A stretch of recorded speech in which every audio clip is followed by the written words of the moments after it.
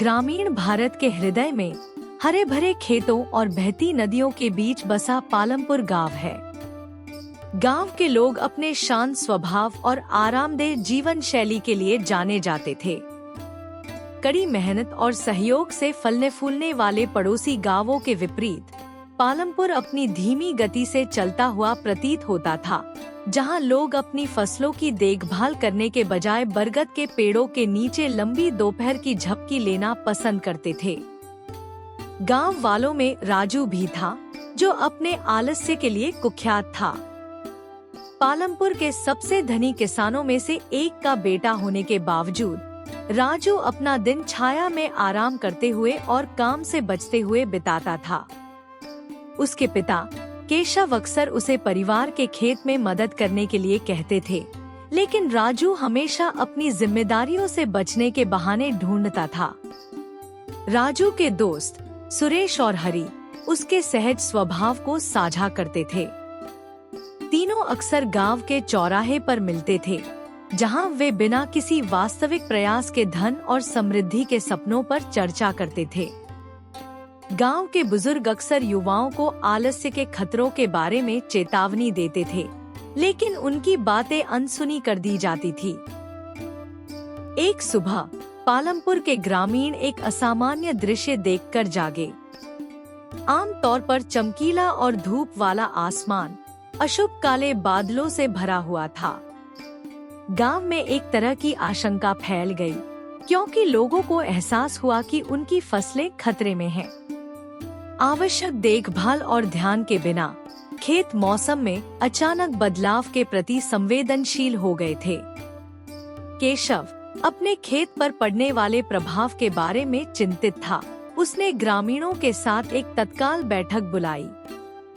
उसने स्थिति को समझाया, सभी से अपनी फसलों को बचाने के लिए मिलकर काम करने का आग्रह किया।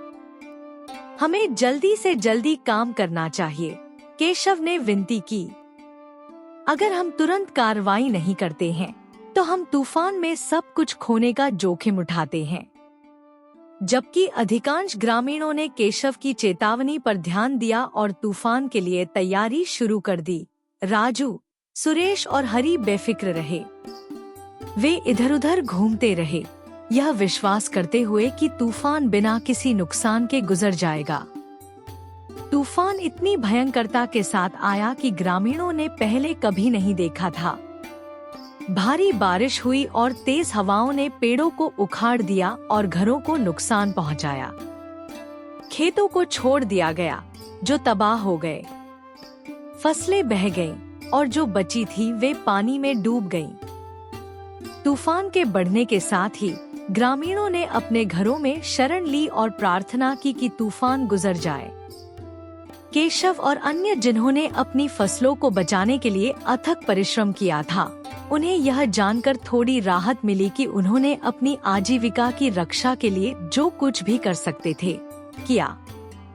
हालांकि नुकसान व्यापक था और इससे उबरना एक कठिन काम लग रहा था। राजू, सुरेश और हरी, जिन्होंने तैयारी के लिए कुछ भी नहीं किया था, उन्हें स्थिति की गंभीरता का एहसास तब हुआ जब बहुत देर हो चुकी थी। उनके परिवारों को काफी नुकसान हुआ और वे तूफान के बाद खुद को असहाय महसूस कर रहे थे। जब तूफान थम गया, तो ग्रामीण नुकसान का आकलन करने के लिए बाहर निकले। बर्बाद हुए खेतों और क्षतिग्रस्त घरों का नजारा दिल दहला देने वाला था। केशव की तरह जो लोग तैयार थे, वे अपनी कुछ फसलें बचाने में कामयाब रहे, लेकिन कई अन्य लोग इतने भाग्यशाली नहीं थे। राजू के परिवार को एक विकट स्थिति का सामना करना पड़ा। उनकी अधिकांश फसलें नष्ट हो जाने के कारण उनके पास बेचने के लिए और खाने के लिए और भी कम बचा था। उनकी परिस्थितियों की कठोर वास्तविकता उनके अंदर उतरने लगी और राजू को एहसास हुआ कि उनके आलस्य ने उनके परिवार को बहुत नुकसान पहुंचाया है। सुरेश और हरी भी ऐसी ही परिस्थितियों में थे और तीनों, जो कभी बेफिक्र और बेपरवाह थे, अब खुद को अपराध बोध और पछतावे से घिरा हुआ पाते थे। वे समझ गए कि उनके द्वारा कार्रवाई न किए जाने की वजह से ही उनके परिवारों को संघर्ष करना पड़ा। सुधार करने के लिए दृढ़ संकल्पित राजू ने अपने पिता से एक नए संकल्प के साथ संपर्क किया। राजू ने गंभीरता से कहा, मैं अपने खेत को फिर से बनाने में मदद करना चाहता हूँ। मुझे पता है कि मैं आलसी रहा हूँ, लेकिन मैं बदलना चाहता हूँ। कृपया मुझे खेत में काम करना सिखाएं। केशव, हालांकि शुरू में संशय में था, लेकिन अपने बेटे की आंखों में ईमानदारी देखकर उसे सिखाने के लिए तैयार हो गया। अपने पिता के मार्गदर्शन में राजू ने खेती की बारीकियां सीखनी शुरू की। वह सुबह जल्दी उठता, फसलों की देखभाल करता और धीरे धीरे कड़ी मेहनत के महत्व को समझने लगा। राजू के बदलाव से प्रेरित होकर सुरेश और हरी ने भी अपने परिवार के खेतों की जिम्मेदारी लेने का फैसला किया। तीनों दोस्तों ने खोए हुए समय की भरपाई करने के लिए अथक परिश्रम किया। उन्होंने बड़ों से सलाह ली और अपनी उपज को बेहतर बनाने के लिए नई तकनीकें सीखीं। जैसे जैसे महीने बीतते गए, पालमपुर गांव धीरे धीरे ठीक होने लगा। अपने निवासियों के संयुक्त प्रयासों से खेत एक बार फिर से लहलहाने लगे। ग्रामीणों ने मिलकर काम किया, संसाधनों और ज्ञान को साझा किया ताकि यह सुनिश्चित हो सके कि हर कोई अपना जीवन फिर से बना सके। राजू, सुरेश और हरी गांव के सबसे मेहनती युवकों के रूप में जाने गए। उनके समर्पण और दृढ़ता ने दूसरों के लिए प्रेरणा का काम किया, यह साबित करते हुए कि दृढ़ संकल्प और प्रयास से बदलाव संभव है। तीनों के आलस्य से निराश बुजुर्गों ने उनके परिवर्तन की प्रशंसा की और युवा पीढ़ी के लिए एक सकारात्मक उदाहरण स्थापित करने के लिए उनकी सराहना की। अगले वर्ष पालमपुर ने वर्षों में अपनी सबसे भरपूर फसल का जश्न मनाया। ग्रामीणों ने सीखे गए सबक और कठिनाइयों से उभरी एकता के लिए खुशी मनाई। अनुभव ने उन्हें तैयारी, कड़ी मेहनत और सामुदायिक समर्थन का महत्व सिखाया था। राजू, जो अब एक कुशल किसान है, गांव की सफलता में अपने योगदान पर गर्व करता है। उसने महसूस किया कि असली धन आलस्य और सपनों से नहीं, बल्कि अपने प्रयासों को फलते फूलते देखने की संतुष्टि से आता है। जब गांव के लोग फसल उत्सव के लिए एकत्र हुए, तो केशव ने भीड़ को संबोधित किया। उन्होंने कहा, यह याद दिलाना चाहिए कि आलस्य की एक कीमत होती है, लेकिन कड़ी मेहनत और दृढ़ संकल्प के साथ हम किसी भी चुनौती को पार कर सकते हैं।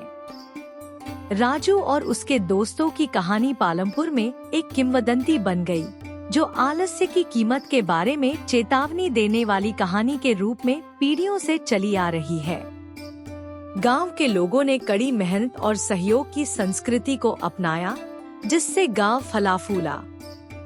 राजू, सुरेश और हरी, जो कभी अपने आलस्य के लिए जाने जाते थे, समुदाय में सम्मानित नेता बन गए।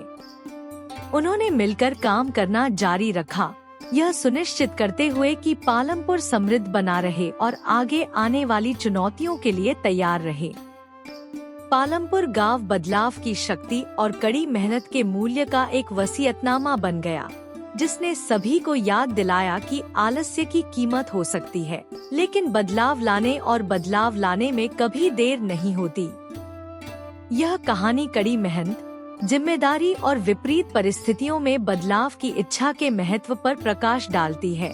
बच्चों को आलस्य के परिणामों और दृढ़ता के पुरस्कारों के बारे में मूल्यवान सबक सिखाती है। अगर आपको कहानी पसंद आई तो और भी दिलचस्प कहानियों के लिए चैनल को सब्सक्राइब करें।